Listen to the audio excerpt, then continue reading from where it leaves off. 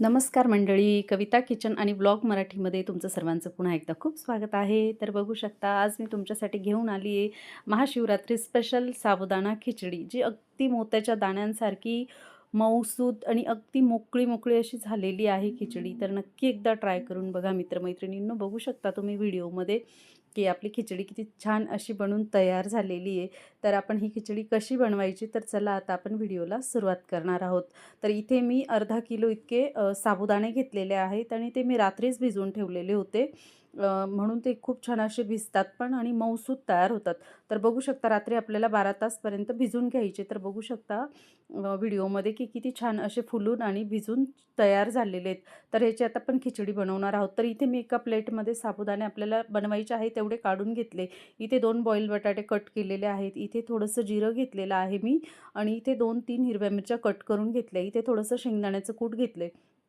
आता आपण कढई घेणार आहोत. आपल्याला जाडबुडाचीच कढई घ्यायची आहे. इथे आपण 2 चमचे इतके तेल घालून घेतलेले आहे. तेलाचं प्रमाण तुम्ही तुमच्या आवडीनुसार कमी जास्त करू शकता. तेल थोडंसं गरम झालं की ह्याच्यात आपल्याला हिरव्या मिरच्या घालून घ्यायच्या आहे सुरुवातीला आणि छान अशा फ्राय करून घ्यायच्या आहे तेलामध्ये.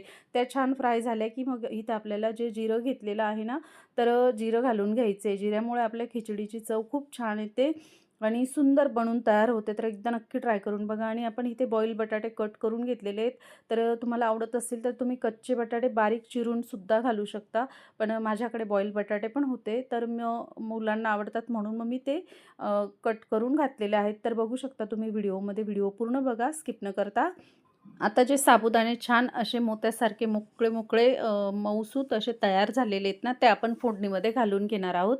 तर बघू शकता आणि आपल्याला हलकंसं चमच्याने मिक्स करत राहायचे आणि आपल्याला जाडबुडाची कढई याच्यासाठी घ्यायची, की ती अगदी खाली करपायला नको किंवा साबुदाणे चिटकायला नको. तुम्ही प्रॉपर पद्धतीने जर साबुदाणे भिजवलेले असतील ना, तर तुमचे साबुदाणे अजिबात कढईला चिटकणार नाही. तर इथे आता आपण शेंगदाण्याचं कूट घालून घेणार आहोत. शेंगदाण्याच्या कुटामुळे आपली खिचडीची चव खूप भन्नाट येते. तर एकदा नक्की ट्राय करून बघा मित्रमैत्रिणींनो. आणि तुम्ही मिनिमम 7 ते 8 तास तरी साबुदाणे छान असे भिजवून घ्यायचे. म्हणजे ते एकदम मोकळेसूत मोकळे आणि मऊ-मऊ असे छान तयार होतात. तर नक्की एकदा ह्या पद्धतीने करून बघा. आता इथे आपण चवीनुसार मीठ घालून घेणार आहोत. तर साबुदाण्यांमध्ये काहींना सेंधव मीठ आवडतं, तर नक्की ते पण ट्राय करू शकता तुम्ही. इथे माझ्याकडे टाटाचं पांढरं मीठ होतं, तेच घातलं मी. आता इथे आपल्याला एक वाफ काढून घ्यायची. तर बघू शकता अगदी 2 मिनिटं इतकी छान वाफ काढून घेतली. वाफेमुळे आपला साबुदाणा छान असा शिजून तयार होतो. तर बघू शकता की ती मोकळा-मोकळा आणि मऊसूत अशी आपली खिचडी बनून तयार आहे. आता मी पुन्हा एकदा इथे चमच्याने छान असं मिक्स करून घेत आहे. तर व्हिडिओ तुम्हाला कसा वाटतं नक्की कमेंट करून सांगा मित्रमैत्रिणींनो. व्हिडिओ पूर्ण बघा, स्किप न करता. आता इथे आपण छान अशी हिरवीगार कोथिंबीर कट करून घेतलेली आहे. जर तुम्हाला कोथिंबीर फोडणीमध्ये घालून आवडत असेल, तर तुम्ही फोडणीमध्ये सुद्धा घालू शकता. खूप छान अशी टेस्ट येते कोथिंबीरमुळे आणि आपली खिचडी पण सुंदर दिसते. तर बघू शकता इथे छान अशी आपली खिचडी बनून तयार झालेली आहे.